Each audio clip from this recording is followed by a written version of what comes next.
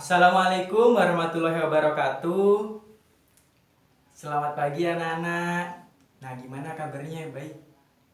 Alhamdulillah baik. Nah, jadi kita harus tetap semangat ya. Belajarnya untuk apa? Untuk bekal di masa depan. Harus tetap semangat, oke? Nah, sebelum kita memulai pembelajaran, alangkah baiknya kita berdoa terlebih dahulu. Nah, minta tolong untuk Ditono memimpin doa. Silahkan, Dik.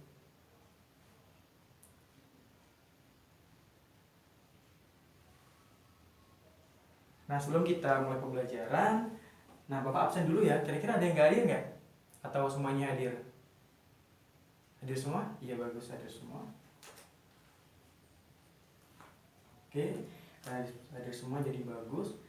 Nah, jadi kita akan belajar mengenai sistem klasifikasi pada makhluk hidup. Nah, kemarin tuh kita belajar mengenai keanekaragaman hayati. Nah, sekarang kita belajar untuk mengetahui klasifikasi dari makhluk hidup tersebut.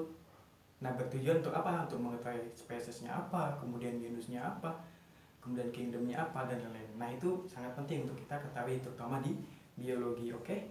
Nah, jadi tujuan pembelajaran pada hari ini yaitu nanti siswa harus bisa menjelaskan dan mendefinisikan dari klasifikasi makhluk hidup, kemudian dapat menjelaskan tahapan klasifikasi makhluk hidup, dan menjelaskan tujuan dan aturan sistem tata nama biominal nomenklatur. Oke, itu tujuan pembelajaran kita pada hari ini.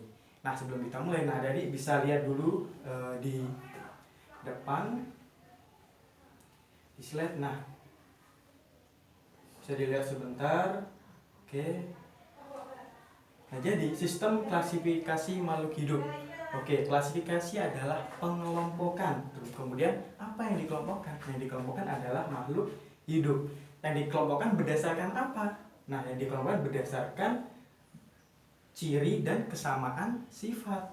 Nah, setelah itu kita akan mengetahui tujuan dari pengelompokan tersebut, yaitu yang pertama, menyederhanakan objek agar mudah dipelajari, itu tujuan pertama. Kemudian mengetahui hubungan kekerabatan dari tujuan pembelajaran, hubungan kekerabatan dan sejarah evolusinya itu. Kemudian mengetahui ciri dan sifat dari makhluk hidup. Nah, itu tujuan kita belajar mengenai pengelompokan makhluk hidup. Nah, mari kita lihat lagi nih contohnya. Kurang terang ya, Bapak terangin ya. Oke. Nah, ini di sini ada gambar monyet. Nah, kita lihat nih ciri-cirinya. Ciri-ciri monyetnya ini. Yang pertama, dia memiliki rambut yang menutupi tubuhnya. Kemudian yang kedua, dia memiliki ekor yang panjang. Kemudian yang ketiga, memiliki kemampuan bergerak. Nah, ditandai dengan apa? Dia memiliki 2 pasang kaki dan 2 pasang tangan. Nah, kemudian mereka juga memiliki 5 jari pada keempat kakinya. Oke. Kemudian yang kedua, pengelompokan berdasarkan ciri yang diamati. Nah, ini dia termasuk kemana? Dia termasuk ke kingdom Animalia, dan kemudian dia termasuk ke kelas Mamalia. Kenapa kok di kelas Mamalia? Nah, yang pertama dia memiliki daun telinga. Oke. Nah, jadi kita lanjut dulu.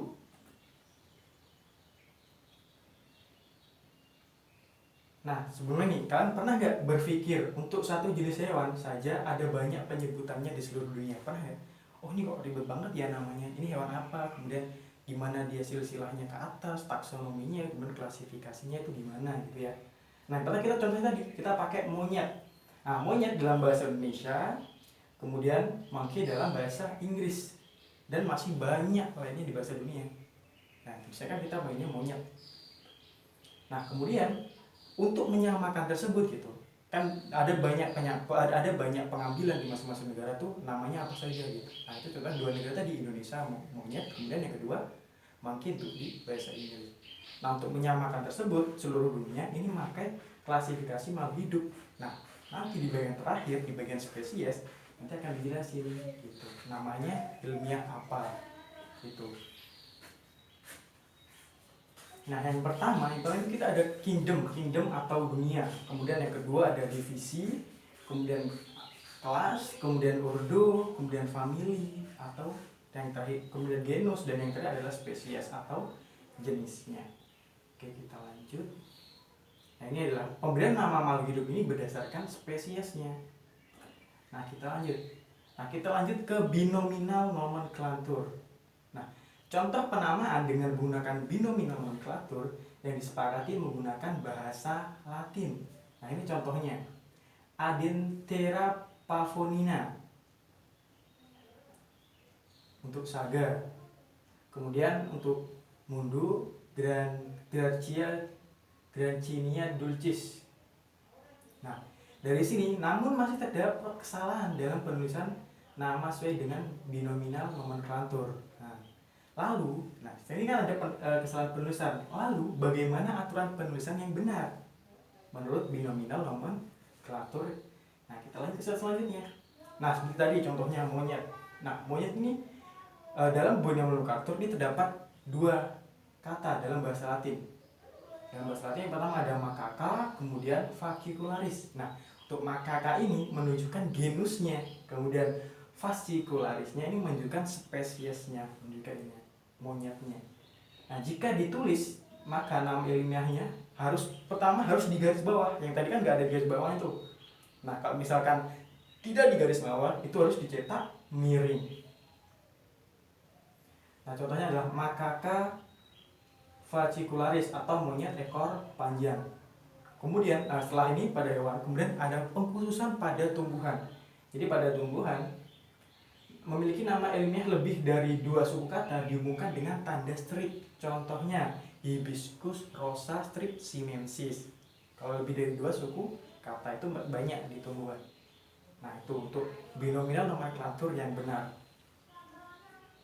Oke, itu yang Bapak dapat sampaikan pada hari ini.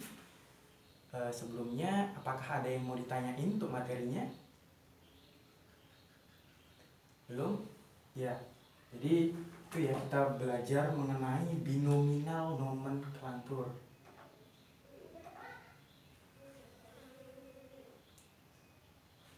Nah, kalau misalkan tidak ada, kira-kira ada nggak yang mau menyampaikan kesimpulan gitu dari materi yang Bapak sampaikan tadi? Ya, silakan Mbak Sinta, silakan yang paling belakang.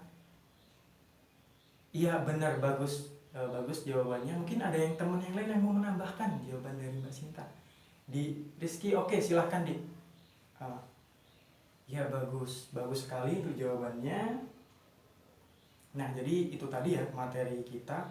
Kita hanya mencakup klasifikasi makhluk hidup dan tata namanya yang benar menurut binominal nomenklatur. Nah, kemudian Bapak akan merangkum. Jadi, apa sih intinya pembelajaran pada hari ini? Yang pertama, kita tahu tentang klasifikasi, tentang definisinya, kemudian tentang penamaannya dengan binominal nomenklatur dan penulisannya yang benar. Jadi itu tujuan kita dan Bapak merangkumnya hanya 2 kalimat itu tadi. Oke. Nah, kemudian setelah ini Bapak minta tolong kepada anak-anak semua untuk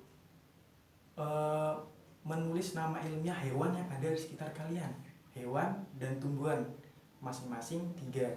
Bebas yang ada di sekitar, misalkan kucing, misalkan punya anjing, punya burung. Nah, itu boleh. Dan itu dikumpulkan di minggu depan.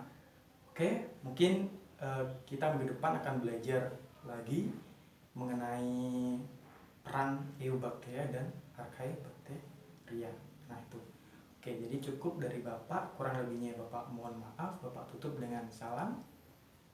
Wassalamualaikum warahmatullahi wabarakatuh.